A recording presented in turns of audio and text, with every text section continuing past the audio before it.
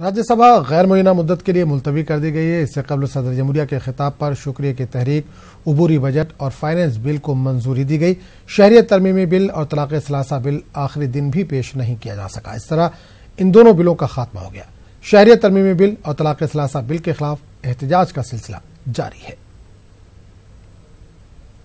Rafale सौदे पर CAG report parliament में पेश हुई। सीएजी रिपोर्ट में रफाल सौदे के सस्ता होने का दावा किया गया। रिपोर्ट में कहा गया है कि मोदी हुकूमत ने सस्ते रफाल तैयारा खरीदे हैं।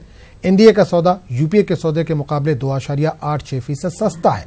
रिपोर्ट में तैयारे की कीमत नहीं बताई गई। रिपोर्ट के मुताबिक 71 माह में तैयारा डिलीवरी कर दिया जाएगा।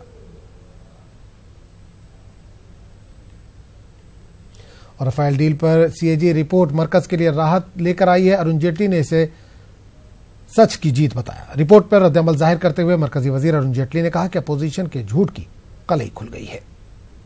CAG report has completely vindicated the stand of the NDA government. It has blasted the big lie which was being spearheaded by the Congress party. The Congress president had manufactured a statistic, 500 versus 1600. A data which doesn't exist anywhere on any record. And on that manufactured data, he repeated that lie ad nauseum to the country on various occasions.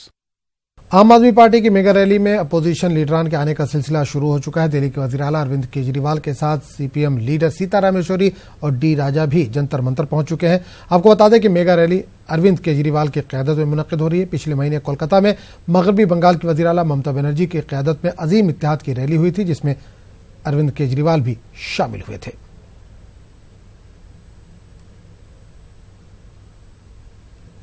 Akhilesh Yadav को प्रयागराज जाने से रोके जाने के मामले में UP assembly में हंगामे के बाद लोकसभा में भी समाजवादी पार्टी अरकान ने हंगामा किया। एसपी रुकन धर्मेंद्र यादव ने कहा कि यूपी में तानाशाही चल रही है। लाठियां हम सांसदों सहित पूरे समाजवादी लोगों पे चलाई गई है। और अध्यक्ष जी, चलाई किसने? जिसका सबसे बड़ा इतिहास है।